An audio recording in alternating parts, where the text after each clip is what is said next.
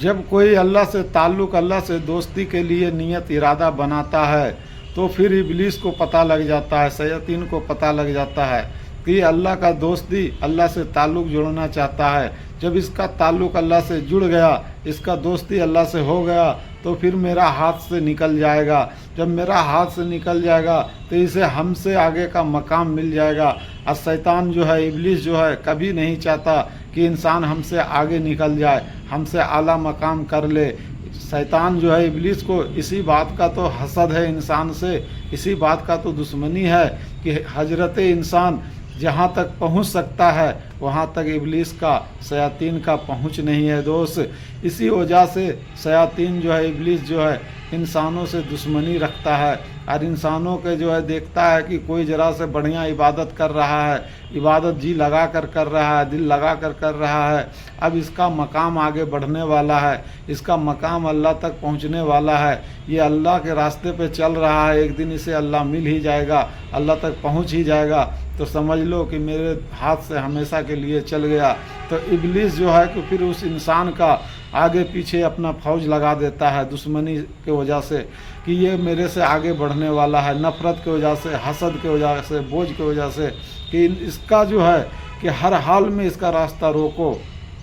اگر جو ایسا نہیں ہوا تو چاہے جو بھی ہو جائے، اس کا جان لینا پڑ جائے، اس کا ہاتھ پیر توڑنا پڑ جائے، اس کو جو مرضی کرنا پڑ جائے، جتنا مرضی نقصان کرنا پڑ جائے، اسے اللہ تک پہنچنے سے روکو، اسے اللہ کے راستہ سے روکو اور اللہ تک پہنچنے مت دو۔ یہ ابلیس کا ہمیشہ سے پلان رہا ہے دوست۔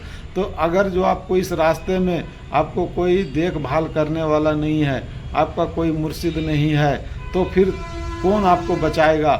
اس لیے روحانی راستہ میں چلنے سے پہلے ایک مرشد بے حد ضروری ہے، جو آپ کو دیکھ بھال کرے، دور رہ کے بھی آپ کا خبر گیری رکھے کہ میرا مرید کیا کر رہا ہے، آپ کو گناہ سے بھی روکے، آپ کو برائی سے بھی روکے۔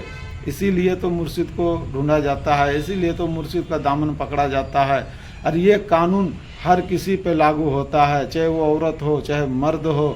دوست، روحانی راستے پہ چلنے کے لیے اس چینل کو آپ لائک اور سبسکرائب ضرور کر لے۔ میں اس چینل سے ایک ایسا شخص کے بارے میں، ایک ایسا انسان کے بارے میں بتا رہا ہوں کہ جس کا دامن آپ کو مل جائے تو کسی اور کا ضرورت ہی نہیں پڑے گا، اسی میں سب کچھ ہے۔ اللہ بھی ہے، محمد رسول اللہ صلی اللہ علیہ وسلم بھی ہے، علی مولا علی بھی ہے، سب کچھ، امام حسن حسین بھی ہے، سب کچھ اس انسان میں موجود ہے۔ اگر جو ان کو حاصل کر لیے اور وہ آپ کو مل گیا تو آپ کو سوچو کہ کسی کا دوستی اور کسی کا مطلب کہ طلب نہیں رہے گا، سب کچھ اسی میں ہے، آپ کسی کا محتاج نہیں رہیں گے۔ اس لیے کہ یہ دور ایسا ہے کہ انسان کو نمازی نہیں بنانا ہے، حاجی نہیں بنانا ہے، ڈائریکٹ اللہ کا دوست بنانا ہے، حضور صلی اللہ علیہ وسلم کا دوست بنانا ہے۔ یہ وہ زمانہ ہے، محبت کا زمانہ ہے، دوستی کا زمانہ ہے، عشق کا زمانہ ہے۔ عبادت سے کچھ بھی حاصل نہیں ہو رہا، عبادت کرنے والا ابھی جھوٹ بول رہا، چوری کر رہا، بے ایمانی کر رہا، فراڈ کر رہا، تو عبادت اسے بالکل بھی برائی سے اور گناہ سے روک ہی نہیں رہا۔ یہ ذکر قلب جب تک آپ کو عطا نہیں ہوگا، جب تک آپ گناہ اور برائی سے رک نہیں سکتے ہیں۔ جب تک آپ کا دل میں اللہ کا نور نہیں آئے گا تو گناہ سے روکے گا کون؟ گناہ سے رکو گے کیسے؟ اس لیے کہ اللہ کا اسم حاصل کرنے کا کوشش کرو، چاہے وہ یہاں سے آپ کو چائنا کہنے جانا پڑے۔